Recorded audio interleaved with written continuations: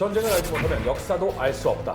이야기로 만나는 토크멘터리 전쟁사. 흔히들 가을을 가리키는 말로 네. 천고마비의 계절이라고 하잖아요. 많이들 얘기하죠. 하늘은 높고 말은 살찌는 계절이다. 그게 많은 사람들이 좀 잘못 이렇게 생각을 하고 계신 게 네. 하늘은 높고 말은 살찐다 얼마나 좋으냐 이게 아니거든요. 말 살찐다 흉노족 들어온다 조심하자 이런 느낌이거든. 얼마나 무서웠으면. 이게 사실 흉노족 때문에 중국이 한 2000여 년간을 너무나도 골머리를 썼습니다. 근데 그 와중에 당나라의 제일 유명한 시인 두 분이 계시지 않습니까? 네네네. 세월을 낳는 이태백도 계시고 두보 이태백 이렇게 두 분이 계신데 이 두보의 할아버지께서 변방을 지키는 친구에게 편지를 씁니다. 이 편지에 천고마비라는 단어가 나오는데요. 어허. 이게 뭐냐면 정말 이 흉노족 조심해라 무섭다 이 얘기거든요. 그러니까 정말 얼마나 무서우면 천하를 호령했던 중국도 흉노족 때문에 그렇게 골머리를 앓았다는 거죠. 한나라 황제 무제가 펼쳤던 대규모 원정 흉노 전쟁. 중국이 생각하는 흉노를 우리나라로 빗대면 외국, 그쵸. 우리나라에서는 이외놈들, 그리고 북쪽을 우리는 흉노를 이때놈들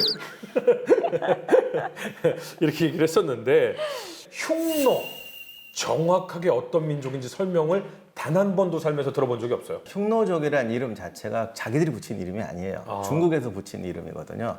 그때 사람들이야 뭐 인종 이런 거 관심 없어요. 그냥 저기 사는 애들 이런 식이기 때문에 흉노가 민족 특정 민족을 지칭하는 건 아니고 거기 북방에 있는 유목민족 전체인데 동쪽으로는 이 거의 시베리아 이쪽에서 서쪽으로는 중앙아시아까지 오는 다양한 지역이기 때문에 이거 가지고 뭐 투르크족이다, 몽골족이다 뭐 여러 가지 설이 있는데 제가 볼 때는 다 섞여 있는 거예요. 지역 따라. 그리고 유목민족 사회가 우리 지금 생각하는 것처럼 민족 개념이 만드는 한참 뒤에요. 옛날에는 이게 막 섞이거든요. 네. 유목민족들은 특히 많이 섞여요. 그래서 도낭에서 발견된 금발 파란 눈도 있고요. 오. 마르코 폴로의 동방견문록도 이 오다 보면 중앙아시아에 금발 여인들 꽤 있다라고 얘기를 합니다. 그래서 훨씬 다양하게 섞였기 때문에 아마 여러 종족이 섞인 것이다. 다만 역시 중요한 거는 이제 그 중앙아시아인들, 그다음 투르크족, 뭐 몽고족 이런 사람들이 아마 주 세력이겠죠. 그럼 저기 네. 사진 속에 있는 저 사람들이 흉노족, 흉노인이라고 보면 될까요? 제일 유명한 거는 그 무제의 능의 앞에 있는 그 흉노 정벌상인데 네. 그분들이 가장 싫어하는 조각이죠. 왜냐하면 말이 흉노족을 깔아뭉개고 있는 조각이거든요. 아. 근데 거기 밑에 깔린 사람을 보면 눈이 이렇게 크고 수염이 이렇게 나고 우리 지난 시간에 이제 딱 페르시아 사람 닮았어요. 아.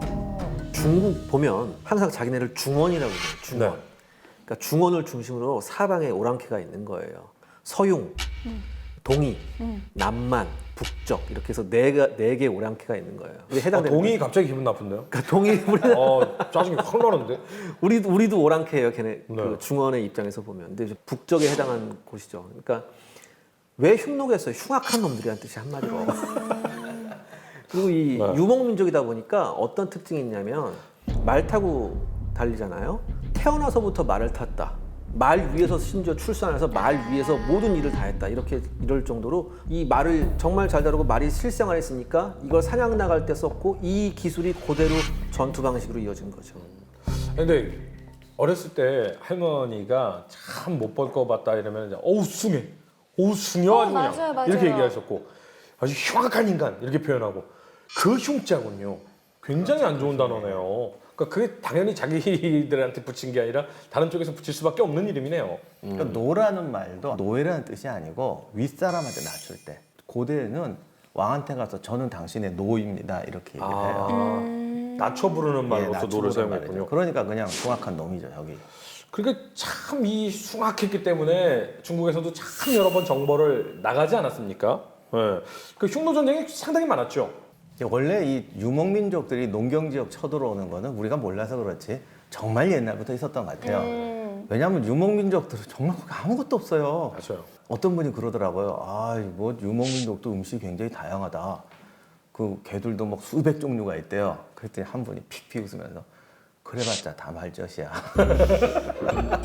말젓으로 만든 우유, 말젓으로 만든 맞아요. 치즈, 말젓으로 만든 그렇죠. 술. 예. 맛이 다 똑같다고 못 견딘다고 그러던데 어쨌든 이러다 보니까 이 사람들이 생필품은 전부 이 농경사에 쳐들어와서 가져가야 약탈을 돼요. 예, 근데 이 생필품이 얼마나 없냐면 우리는 가죽옷 좋아하잖아요. 네. 근데 걔들은 맨날 가죽옷만 입거든요. 그거 냄새 나죠. 우리 같은 가죽옷도 아니에요. 무겁죠. 얘들은 그 섬유옷 뭐 환장해요. 얼마나 좋겠어요. 물도 없으니까 빨래도 맞아요. 못하는 예. 거예요. 그 흙에다가 막 빨고 그래요. 흙에다 옷 빨아요.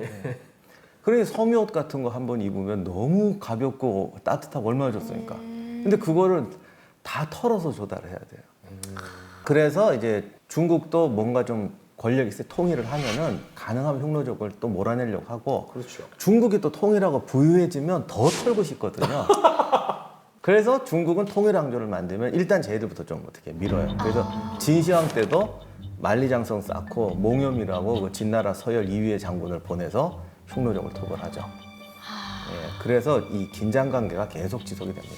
그러니까 결국 흉노에게는 생존을 위협하는 중대한 사건이나 마찬가지가 아니었을까 이런 생각이 드는데 하지만 또 위기가 곧 기회라고 이 사건이 오히려 흉노를 더 강하게 하는 계기가 됐다면서요. 원래 그 유목민족들의 특징이 단합을 안 한다는 거죠. 아, 그렇죠. 흩어져 있기 예, 때문에. 지독하게 안 해요.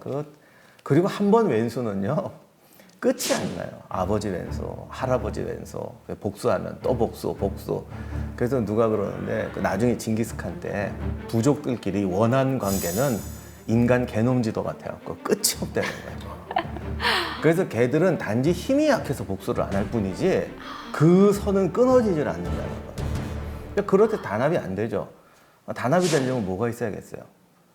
리드하는 사람.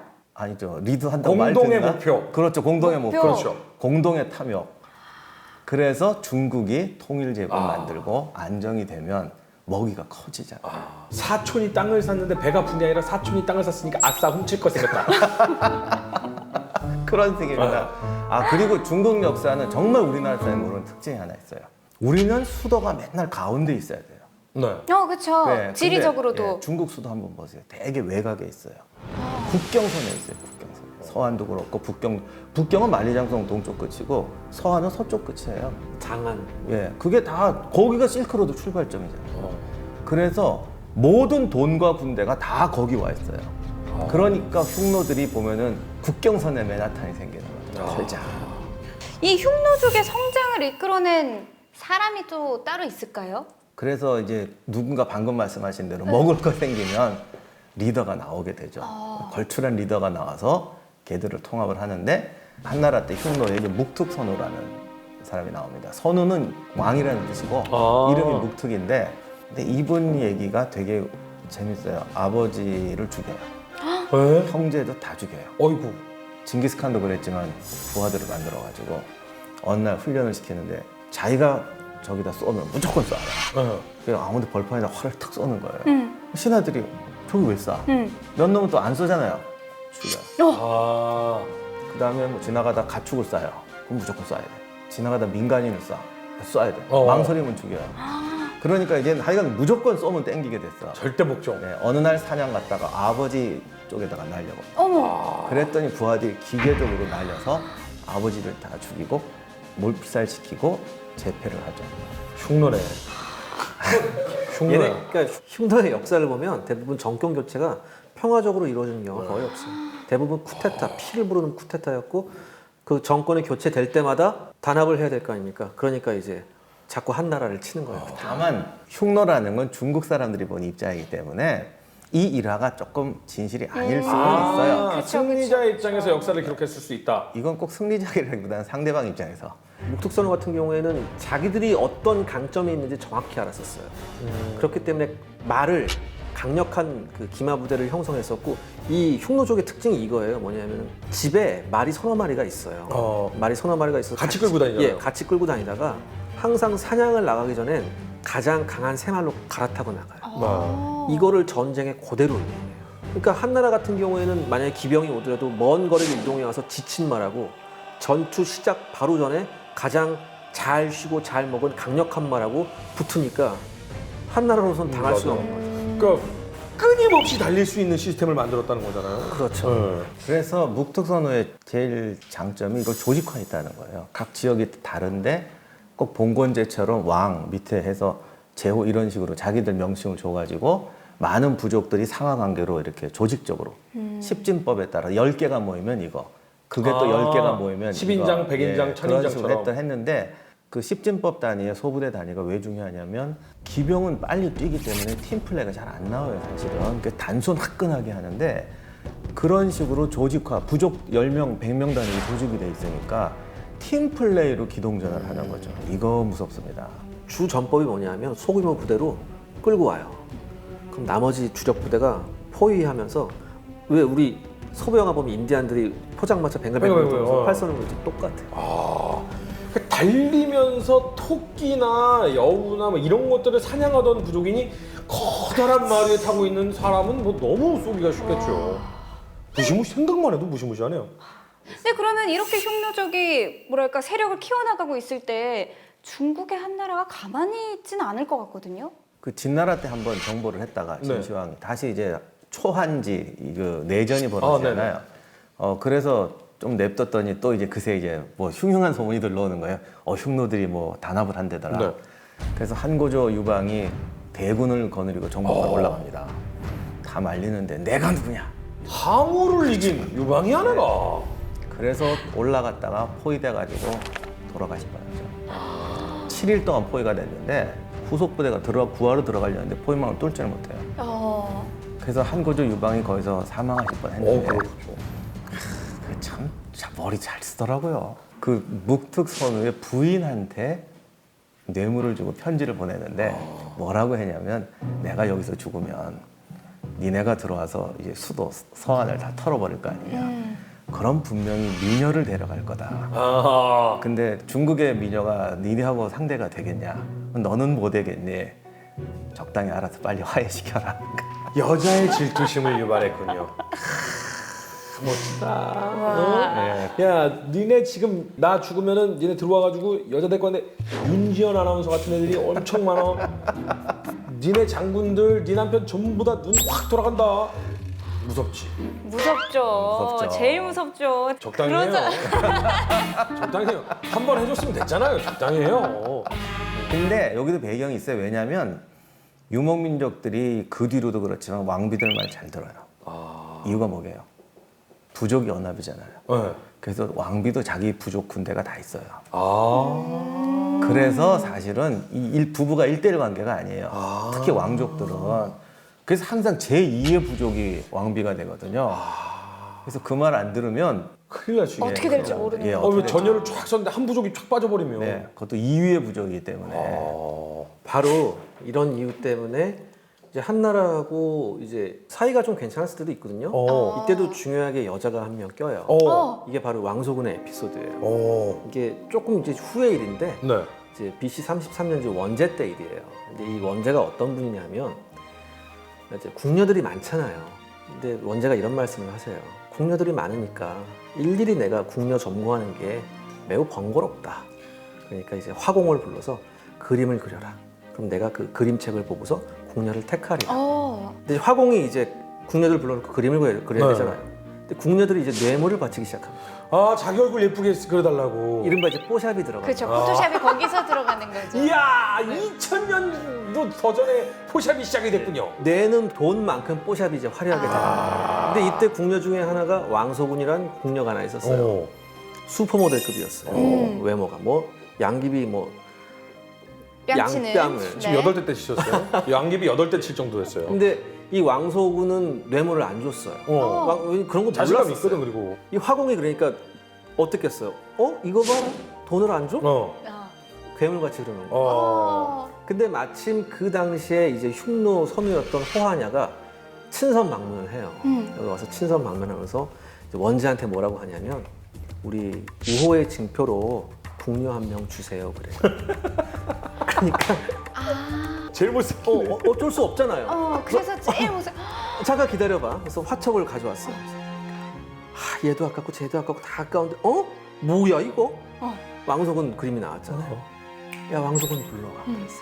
불러 나왔는데 너무 예뻐, 너무 예뻐, 너무 자. 예뻐. 호하냐는 입이 귀에 걸리는 거야. 그러죠. 그래서 나 이렇게까지 기대 안 했는데 너무 고마워요 하고 냉큼 데리고 가는 거예요. 그렇죠. 원제가 어떻게 했습니까? 야 화공 불러. 그쵸. 그린 사람, 그 자리에서 목을 쳐요. 그래서 이제 왕소군이 따라가요. 근데 이 왕소군이 외모만 이쁜 여자가 아니라 마음씨도 고운 여자였어요. 가서 여자들한테 배틀 짜는 법 저런 이런 걸 가르쳐요. 그래서 헝겊으로 옷 만드는 법, 바느질하는 법 이런 걸 가르쳐 준다고. 얼마나 예쁘게요. 그러면서 어느 정도 흉노족이 좀 교화가 되면서 뭐 이런 걸 보는 거예요. 그러니까 이 호하냐도 왕소군이 너무 이쁘고 하는 짓도 너무 이쁘잖아요. 그러니까 왕소군이 흉노에 간 이후로 한 60년간 별다른 전쟁이 없었어요. 이게 어떻게 보면은 가장 좋은 화친 정책이 아닐까 이런 생각이 드는데, 그럼 다시 뇌물로 풀려난 한교조는 어떤 화친 조약을 맺은 건가요? 똑같은 거죠, 뭐. 주고 뇌물 비단. 그러니까 걔들 원하는 게 뭐겠어? 아까 말씀드린 생필품, 특히 옷. 옷. 무조건 공주를 아내로 보내야 된다. 이런 조건이 있었어요. 이때부터 흉노족이 이른바 조공의 맛을 들이기 시작합니다. 어떻게 보면 흉노의 화친 혼인이라는 거는 그만큼 이제 흉노의 힘이 강했다는 거를 반증하는 게 아닌가 이런 생각이 드는데, 흉노 때문에 또 자존심 상했던 일화 중에 위왕후와 관련된 일화가 또 있다면서요? 근데 이 여황후가 굉장한 여걸이었거든요. 네. 유방도 설설 기었을 정도고, 유방이 죽은 다음에 유방에 총애하던 후궁이 있었거든요. 여황후가 바로 눈 멀게 하고 귀 말 못하게 하고 네 다리 팔을 다 잘라 돼지우리에 쳐넣어요. 네, 그 여왕후가 굉장히 악독하다라는 예. 그런 이야기는 유명해요. 예, 황태자가 그걸 보고는 충격을 받아 쓰러져요. 그랬더니 아들을 보고 저렇게 약할 간이 수가? 약해가지고 무슨 나라를 통치하겠어. 그 사실 한고조 신하들 한신도 그렇지만 다 숙청하는 것도 그 여황후가 다 했어요. 근데 흉노 선우가 뭐라고 편지를 보내냐면 위왕후한테 밤이 외로우면 내가 달래줄까? 거의 이건 성희롱이죠. 성희롱이네. 그런 여황후가 성희롱을 당했으니 처음엔 참았겠어요. 신하들 모아놓고 이걸 어떻게 할까? 그랬더니 다 말리는 거예요. 천하의 영웅인 남편께서도 갔다가 돌아가실 뻔했는데 이거 정복하시면 되겠습니까? 그래서 그 성주를 죽이고 답장을 이렇게 썼죠. 이 몸은 늙어서 모실 수가 없습니다. 정말 굴욕이 여왕후가 천하의 얼마나 그녀가. 대단한 사람인데.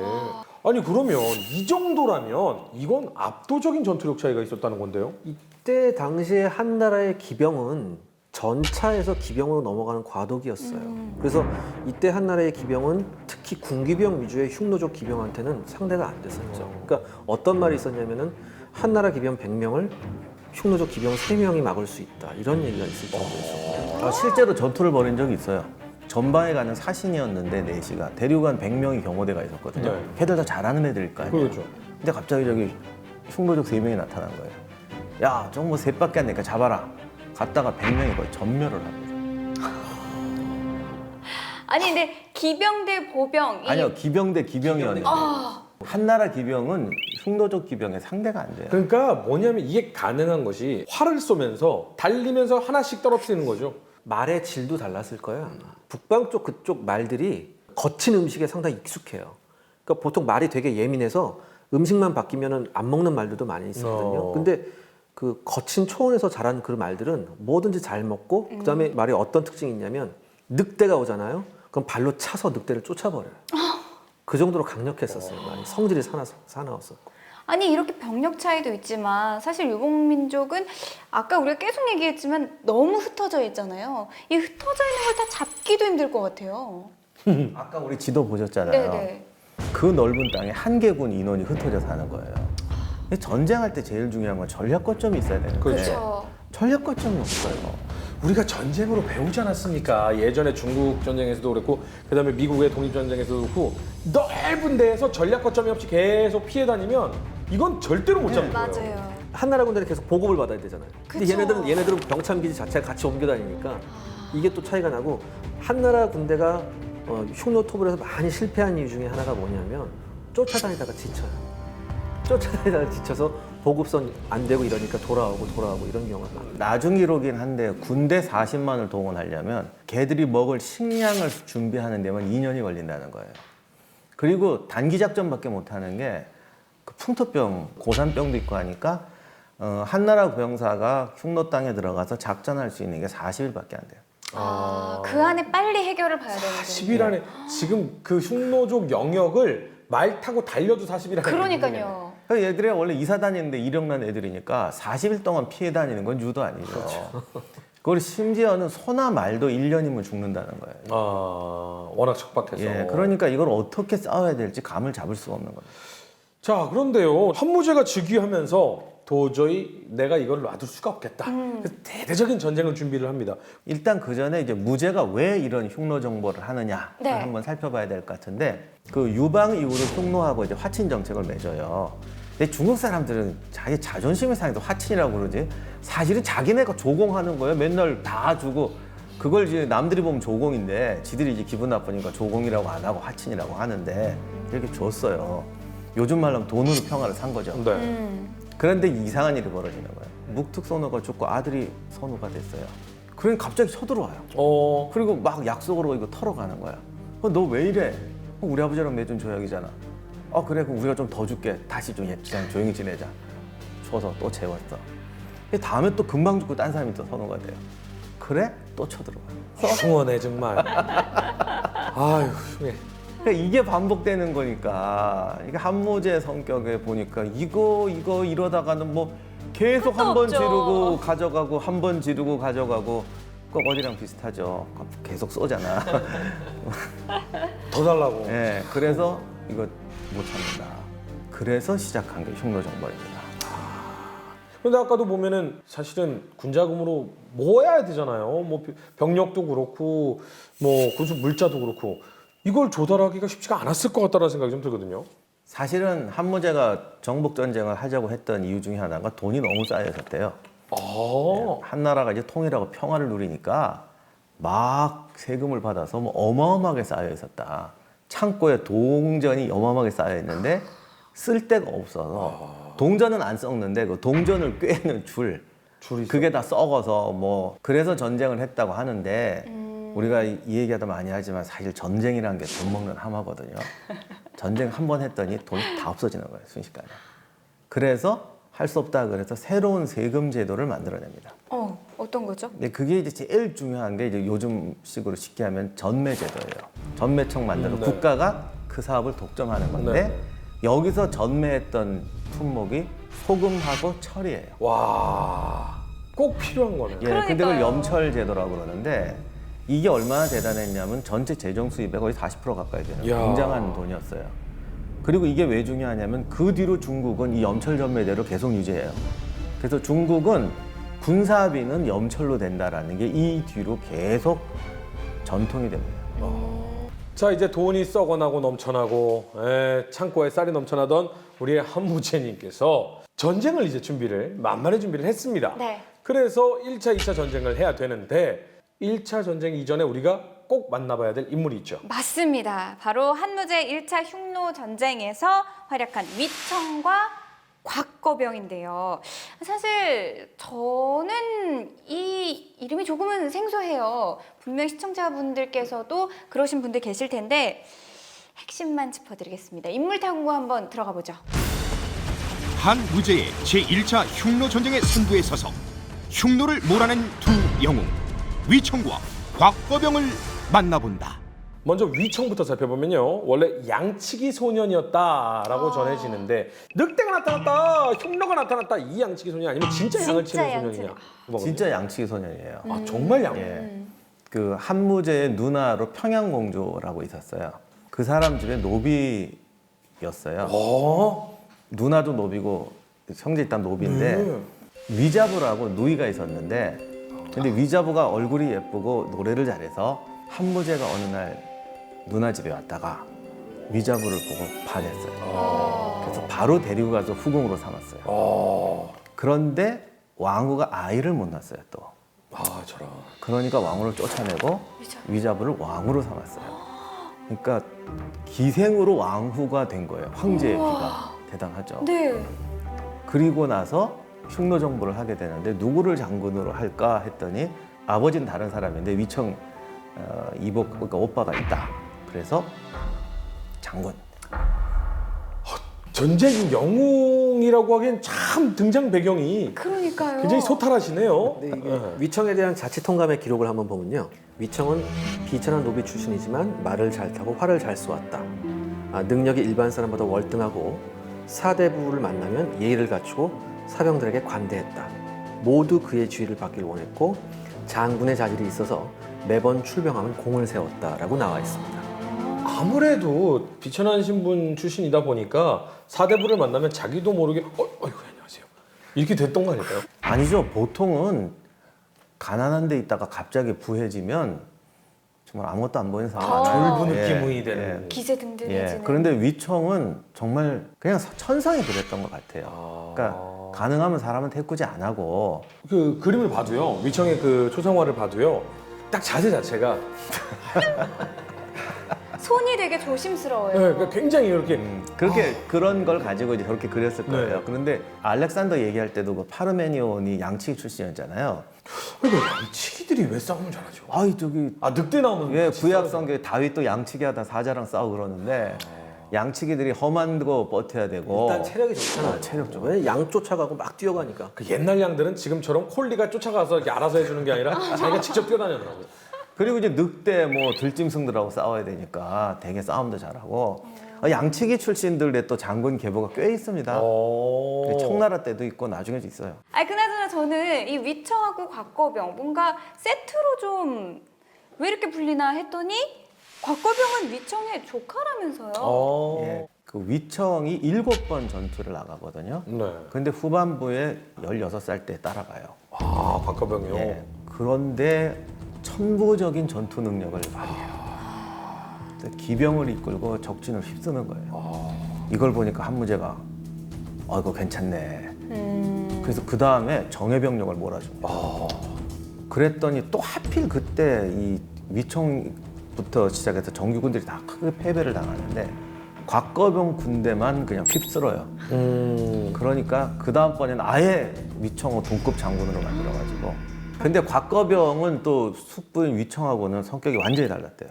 아니 초상화가 절대 그냥 그리는 게 아니잖아요. 아까 보면 위청 같은 경우에는 두 손을 모고 아이고 이렇게 하는 느낌이라면 곽거병은 약간 이런 느낌이 있어요. 그러니까 젊어서 장군이 돼가지고 그러니까 병사들하고 막 소탈하게 축구도 하고 이런 건 또 좋아해요. 네. 그런데 이제 위청은 그러진 않는데 가장 중요한 일화가 뭐냐면 이광이라는 장군이 있어요. 이광이 굉장히 뛰어난 장군이었는데 이상하게 하여간 포상을 못 받는 거예요.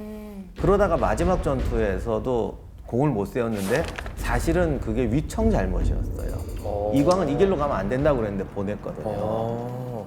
그랬는데 이렇게 되니까 또 처벌받아야 되잖아요. 근데 위청은 자기 말로는 처벌하려고 그런 게 아니고 이렇게 됐으니까 좀 잘해주려고 어쨌든 보고서를 써다. 그래서 저기 조사관을 보냈답니다.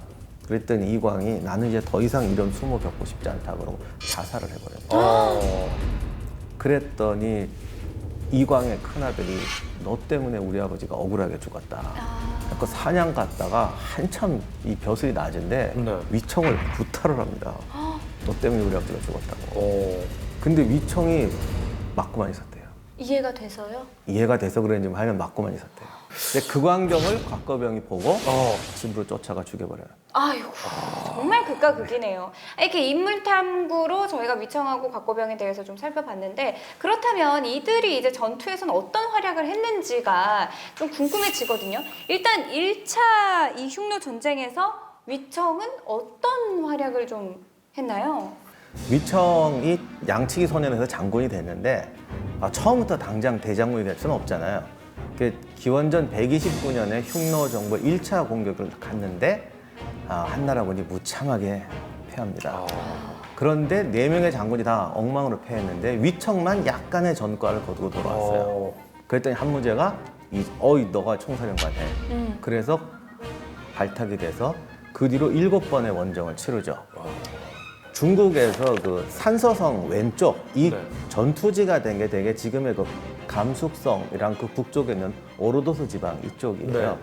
그쪽을 주로 이제 밀어서 오르도스 지방까지 가는데 결국 오르도스까지 가면서 흉노의 세력들을 밀어내는 게 위청의 공로였죠. 네. 특히 마지막 7번째 원정 때는 이 선우를 잡자. 그래서 이제 꽤 깊이 들어가서 대격전을 치릅니다.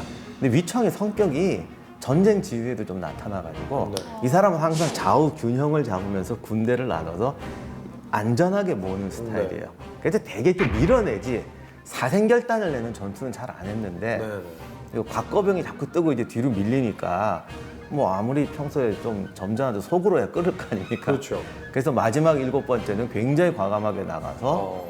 그 선우하고 대격전을 벌였는데 대승리를 거두고 오. 정말 대승리를 거두고 선우가 한 부하 몇 명하고 간신히 도망쳐요. 어. 근데 어느 정도였냐면 아무데로나 도망쳐가지고 자기 본대로 돌아가지 못해서 거기서는 왕이 죽은 줄 알고 세왕까지 세웠어요, 선우를. 근데 이제 열흘 만에 살아서 들어오는 바람에 다시 이렇게 돌아가는데 그 정도로 이제 굉장한 승리를 거두죠.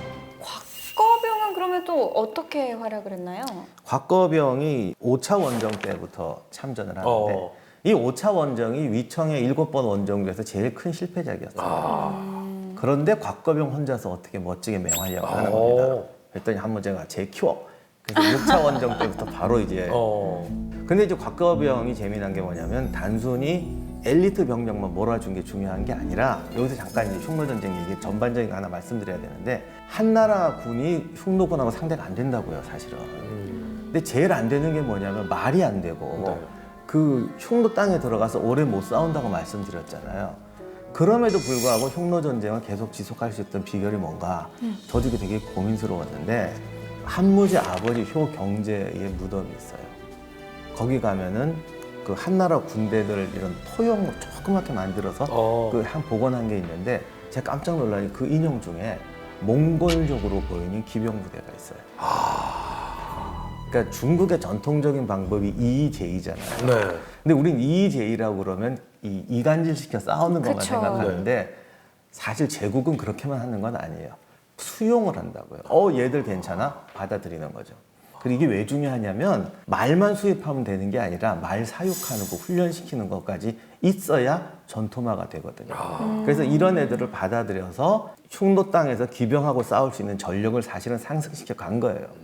그래서 곽거병이 왜 중요하냐면 위청은 어쨌든 그래도 좀 전통적인 방식으로 싸우는데 곽거병은 정말 유목민족처럼 싸워요.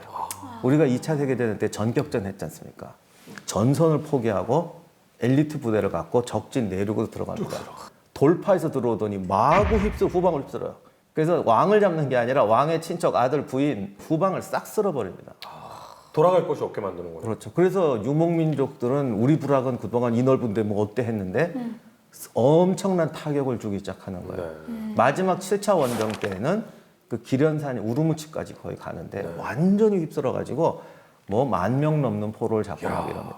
이렇게 되니까 흉노의 약점이 뭐냐면 또 종족이 다르다는 거 아니에요. 일부 부대가 투항하기 투항을 해요. 시작하구나. 거의 10만 명의 병력을 얻어요. 야. 한무제 때부터 한무제 군대가 병과간에 대단히 그 분화가 잘 돼 있으면서 유기적인 작전이 이루어집니다. 저기 한번 그림 보실까요? 오른쪽에 있는 저 부대들이 이제 한무제 부대들이고요. 네. 그다음 저쪽에 칼 들고 오는 게 이제 흉노족이에요. 흉노네. 근데 이 흉노족을 막기 위해서 다시 한번 이 한무제 군대는 노궁, 즉 석궁을 다시 네. 씁니다. 그다음에 저기 지금 그 과와 극을 들고 있는 저 네. 병사들도 있죠. 창이 있고 그렇죠. 옆으로 이렇게 나와 있는 칼날이 있는 것을 극이라고. 그렇죠. 네. 그걸로 이제 보병이 완벽하지만 않지만 집단으로 저걸 사용하면 어느 정도 기병한테 대항이 가능했었어요. 저게 네. 그러니까 이 옆에 나와 있는 칼날이 앞으로는 찌르는 거지만 옆으로 나와 있는 건 뭐 말의 다리를 그렇죠. 공격한다거나 야, 정확하십니다. 하는, 네. 그러니까 기병을 걸어서 넘어뜨리거나 말의 다리를 걸어서 넘어뜨릴 수 있죠. 근데 사실 육중한 말의 다리를 걸어서 넘어뜨린다는 건 쉽지가 않아요. 그러니까 그 집단으로 해서 이제 보통 기병 그 기술을 넘어뜨리는 거예요. 기병을 잡는 제일 중요한 방법이 직접 죽이는 게 아니라 말에서 떨어뜨리는 떨어뜨리는 거예요. 그다음에 저기 지금 상자 같은 게 하나 보이죠? 있는데요. 어떻게 보면 약간 스나이퍼 총신 네. 같은 느낌. 저게 그 노를 거대하게 만든 쇠뇌입니다. 아, 쇠뇌. 예, 저걸 이제 여러 발을 한꺼번에 발사할 수도 있고 아니면 커다란 거 하나를 발사할 수도 있었는데. 발리스타. 그렇죠. 네. 오, 정확하시네요, 발리스타. 저 발리스타 같은 경우에는 육중한 말도 뚫을 수 있을 정도의 화력을 가지고 있는. 400m 밖에 있는 그 병사들도 그 갑옷이나 방패를 뚫을 수 네. 있었어요. 그리고 저 뒤에 보시면 이제 기병이 대기하고 있죠. 네. 1차적으로 흉노 기병의 공격을 흡수한 다음에 흉노가 후퇴할 때 저 기병으로 추격을 하기 시작합니다. 즉 병과 간에 그야말로 흉노에 특화된 전술을 이제 이때부터 한무제 군대가 네. 구사하기 시작한 거였죠. 자, 그러면 1차 전쟁, 1차 흉노 전쟁은 이제 한무제가 일단 큰 승리를 거둬갔다고 봐야 돼요. 그런데 이제 2차 흉노 전쟁이 시작이 되는데 여기에도 좀 걸출할 인물이 있습니까? 위 부인이 총애를 받아서 위총이 등용이 됐잖아요. 네. 나이가 드니까 이제 위 항우도 늙었단 말이에요. 네. 그래서 또 어디서 또 이제 이 부인이라는 젊은 네. 미녀를 얻었는데 얼마나 좋아했냐면 한무제 무릉이 지금 서안에 있어요.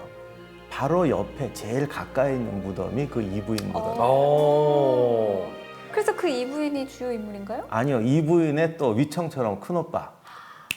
그것도 그 거의 서민이었던 이광리를 등용을 합니다. 그러니까요. 여동생 있으신 분들 여동생한테 잘하셔야 돼요. 자기한테 잘하라는 얘기 같은데요. 맞아요. 오빠 듣고 있지?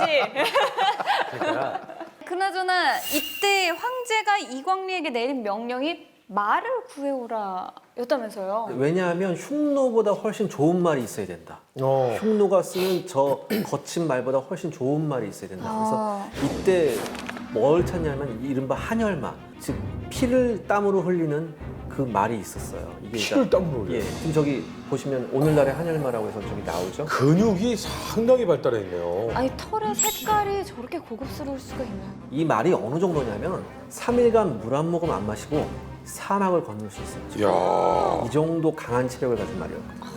피땀을 흘린다고 해서 한혈마인데 이게 정말 오랫동안 그 미스터리였어요. 도대체 어떤 말이냐. 네.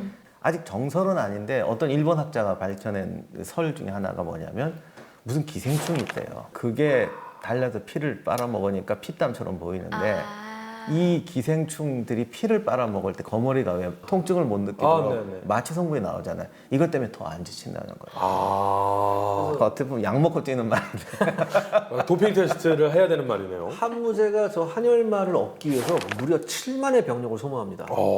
그러면서 한혈마 3,000마리를 얻어요.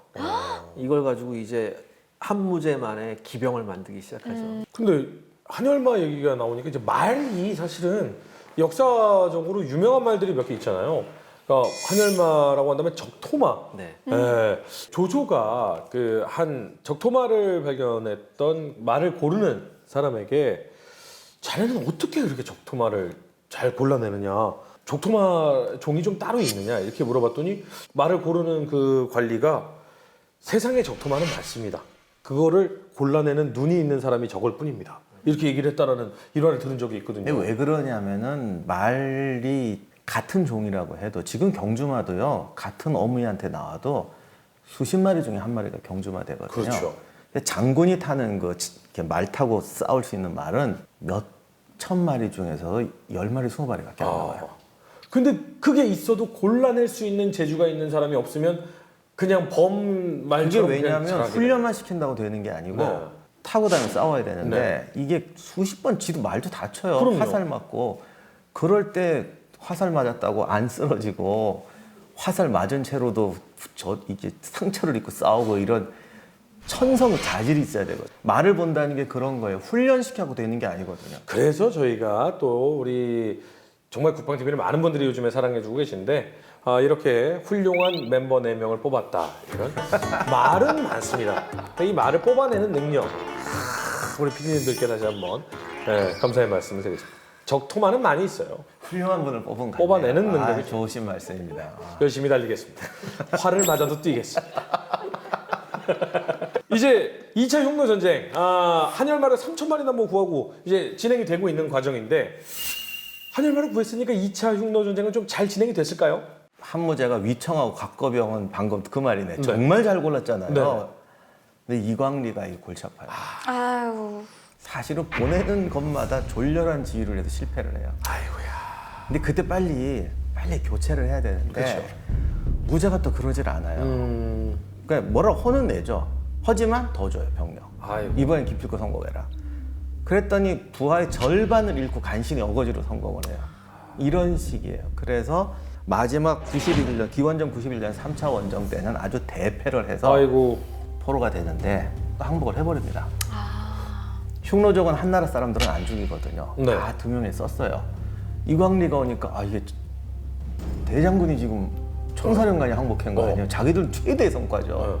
그래서 부하로 썼는데 이게 너무 거물이었던 것이야. 갑자기 뭐 흉노 서도가 아팠대나 뭐 꿈에 누가 나타났대나 그러면서 이제 무당한테 갔더니 우리의 왼수 중에 왼수인 저놈을 어떻게 살려주냐.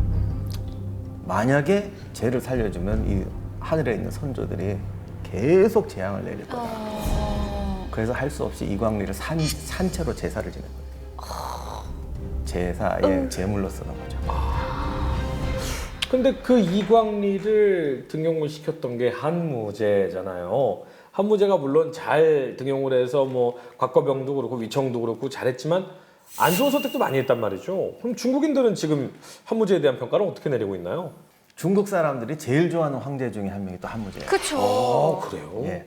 아까 우리 처음 시작할 때도 얘기했지만 흉노에 너무 당하고 살아가지고 2000년을. 예. 우리도 사실 뭐 일본한테 이기면 또 영웅 되는 분 지금도 많잖아요.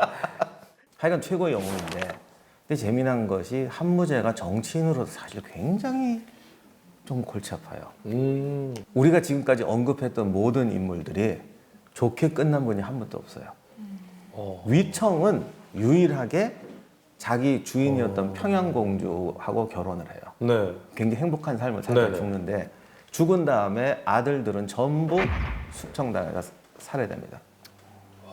위황후도 딸 셋과 아들 한 명을 낳았고 아들이 태자가 되는데 네. 무제가 너무 오래 사니까 아들들을 의심하는 거예요. 아. 영조가 사도세자 죽이듯이 황태자를 누가 무고를 해요. 그런데 황태자가 그 소리를 듣더니 이게 또 아버지 성격에 이 소리 들어간 이상 나는 죽음이다. 그래서 군대를 일으켜서 공격을 하고 반란을 일으킵니다. 그랬더니 한무제도 병력을 일으켜갖고 수도에서 5일 동안 시가전을 벌여서 몇만 명이 죽어요. 그런데 황태자가 패하거든요. 그랬더니 황태자 죽고 아들들까지 다 죽고 황태자 아들들까지 다 죽이 자기 친손자들까지. 아무튼 황태자가 죽으니까 위황후도 자살해버려요. 야, 정말 비참한 역사인데. 예. 전환시대 황제들이 특징 중에 하나가 의심병이 많아요. 그게 왜 그러냐면 그 후대에는 이제 우리가 과거도 보고 교육도 받은 사람들이 관료가 되잖아요. 그러니까 어떤 충성심, 나는 이런 사람이야. 왕한테는 이렇게 해야 돼. 이런 어떤 모랄이 있어요.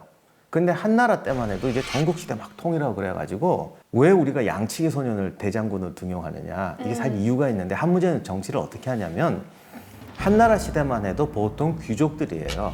귀족들이 권력을 잡는데 귀족들만 넣으면 불안하잖아요. 옛날 춘추 전국시대도 그쵸. 이러고. 그러니까 일부러 그러는 거예요. 사실 이광리나 위청같이 양치기 저 밑에 출신들을 갑자기 뽑아가지고 장군으로 만들어요. 그러면 귀족 장군과 갑자기 밑에서 황제의 친위 장군이 섞이게 되죠. 이렇게 견제를 하고 그리고 수도 없이 줬다 뺏어요. 조금만 잘못하면 죽여요. 무제 밑에서 우리말로 쓰면 영의정이죠. 영의정이 되면 처음에 잘하다가 나중에 트집 잡혀서 자살해요. 또 좀 있다가 트집 잡혀서 자살. 승상들이 전부 자살하는 거예요. 그게 말이 자살인 거지. 강제 자살이죠. 그죠? 뭐. 예, 네. 그랬더니 나중에 그 위황후의 언니의 남편을 보고 재상을 하라고 그래요. 그랬더니 안 하겠다고 울고불고 난리를 칩니다. 그래도 해. 시켰더니 결국은 나중에서 위황후 딸들까지 다 죽이는 거죠. 한무제가 꼭 나쁜 사람이라기보다는 정치 시스템 자체가 힘과 힘의 균형에 의해서 네. 되니까 그냥 이렇게 계속 자리 뺏는 거죠. 이제 흉노 전쟁을 통해서 우리가 배워야 할 의미를 또 짚어봐야 할 것 같은데 흉노 전쟁을 어떤 분 되게 비난을 해요. 그 쓸데없이 왜 그런 전쟁을 일으키느냐. 그런데 흉노가 한나라랑 붙어 있으니까 약탈이 시작된 거잖아요. 고비 사막 근처로 넘어갔잖아요. 넘어가니까 흉노도 이제 한나라를 약탈하려면 사막을 넘어가야 되는 네. 거예요. 아, 이게 별 남는 게 없지 않습니까? 네. 바로 분열해버려요. 흉노가 한나라를 탐할 수 있는 그 이해관계를 단절해버렸더니 흉노가 분열이 되더라. 어떻게 보면 역사의 중요한 교훈 중에 하나입니다. 그 다음에 흉노 전쟁을 통해서 흉노족이 서쪽으로 밀려가죠. 게르만 민족이 대이동을 해서 로마 제국을 멸망시키는 게 훈족의 대이동인데 이 훈족이 흉노니 아니냐 지금도 설이 분분한데 어쨌든 진정한 세계사가 되는 거예요. 아마 일부가 갔을 거예요. 그래서 동과 서가 뚫리고 실크로드도 뚫리고 민족 이동을 통해서 서양 역사까지 바꿔버리는 그야말로 하나의 지구가 돼가는 거죠. 중국이 흉노와 싸웠는데 결국 이 영향이 세계사를 변하게 했다. 나비 효과 같다라는 생각이 드는데 저는 이번 흉노 전쟁을 통해서 얻은 교훈이 정말 명확하게 있습니다. 뭐예요? 내가 강해서 내가 이겨야 내가 흉노가 안 되는 겁니다. 내가 약하면 승리자의 입장에서 나는 흉노가 될 수밖에 없지만 내가 강해지면 내가 중심이 되는 역사고 내가 흉노가 안 되고 내가 왜구가 안 되는 겁니다. 하나 추가할 게 한무제 흉노 정벌의 중요한 게 돈으로 사는 평화는 없다. 야, 결국 주다 보면 더 줘야 돼. 다음 이야기. 마침내 고대 전쟁사에 등장하는 위대한 로마. 지중해 강자가 되기 위해 카르타고와 맞붙다. 전쟁사의 한 획을 그은 두 영웅의 등장. 명장 한니발과 스키피오의 포에니 전쟁 속으로. 나폴레옹보다도 2000년이나 먼저 알프스를 넘어간 명장이 바로 또 이 한니발입니다. 정말 많은 병력을 손실을 해요. 보병이 9만이 갔는데 네. 나중에 2만밖에 안 남고요. 한니발의 전술적 천재성이라는 것은 주어진 상황에서 기후, 지형, 날씨, 병력, 상대, 심리 이런 걸 이용해서 200% 효과를 끄집어낸다. 한니발이 이게 천재예요. 칸나의 전투는 정말 한니발이 꿈에 그리던 전투였어요. 기다리던 선멸전. 포위 선멸전의 교과서죠. 네. 이 전투 때문에 한니발은 영웅에서 전설이 되는 거예요. 제일 결정적인 로마를 쳤어야 되는데 왜 로마를 안 쳤냐. 이게 이제 역사의 최고의 미스터리죠.